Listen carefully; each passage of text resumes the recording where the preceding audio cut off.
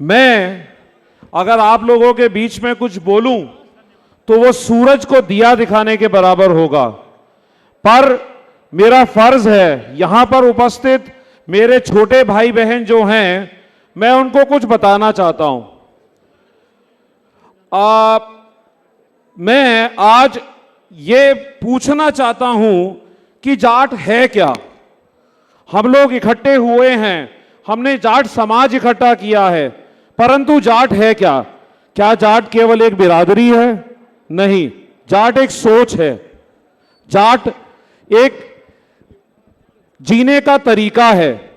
जाटों में अगर हम अपने बड़े महापुरुषों को देखें, महाराजा सूरजमल जाट को देखें, शहीद भगत सिंह को देखें, चौधरी चरण सिंह को देखें, बाबा टिकैत को देखें, ऐसे बहुत सारे लोगों को देखें, उनमें क्या समानता है भाइयों? वह अपने से ज्यादा समाज के लिए जिए, उन्होंने अपने से ज्यादा हर तरीके के लोगों का फायदा करने की कोशिश करी।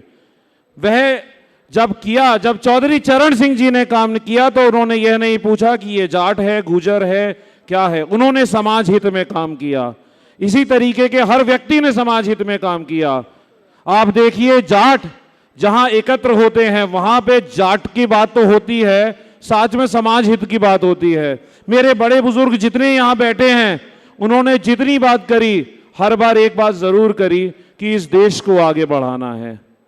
सो भाइयों, जाट एक कम्युनिटी से बढ़कर एक सोच है, उस सोच को इकट्ठा करना है, उस सोच को आगे लेके जाना है। हाँ, लेकिन हमारे जाटों के बारे में एक चीज और भी बड़ी मशहूर है, जो यहाँ के लोगों ने, वक्ताओं ने भी कहा कि वो एक दूसरे की टांग बहुत खींचते हैं। जब हम छोटे थे तो एक बार गांव गए, गांव में बाबा ने एक किस्सा सुनाया कि एक जाट सभा हुई दिल्ली के करीब, अकबर बादशाह राजा थे, कि जाट सभा हुई। उन्होंने कहा कि साहब दिल्ली पे जाटों का राज होना चाहिए। किसी व्यक्ति ने जाके अकबर राजा को बताया कि साहब ऐसे ऐसे जाट सभा हुई है, उन्होंने कहा कि दिल्ली पे राज जाटों का होना चाहिए। उन्होंने कहा ठीक। फिर उस व्यक्ति ने बताया साहब एक दिन निर्धारित कर लिया गया है, चारों तरफ से जाट दिल्ली पे हमला करेंगे। बादशाह ने कहा ठीक। उसके बाद में वो दिन आ गया, उस व्यक्ति ने जाके बताया साहब जाट इकट्ठे हो गए। बोले ठीक। बोले साहब जाट चल दिए किले की तरफ को। बोले ठीक। बोले साहब आ लिए, किले के दरवाजे पे खड़े हैं। अकबर राजा ने कहा एक काम करो, किले का दरवाजा खोल दो। अब जाट तो गए थे किला तोड़ने के लिए, दरवाजा खुल गया, उनके समझ में नहीं आई। बोले अब क्या करें? बोले जाट के सामने राजा आया। बोले बताओ जी क्या बात? बोले जी हमें राजा बनना है, किसानी हम करते हैं, सुरक्षा हम करते हैं, कमाई हम करते हैं, तो राजा तो हम बनेंगे। बादशाह ने कहा बोले बिल्कुल ठीक कह रहे हो, ये बताओ कौन सा बनेगा राजा? बोले ये नहीं सोची। बोले सोच लो, मैं अंदर ताजपोशी की तैयारी कर रहा हूं और तब से आज तक हुई नहीं। बस यही है कमी छोड़नी है।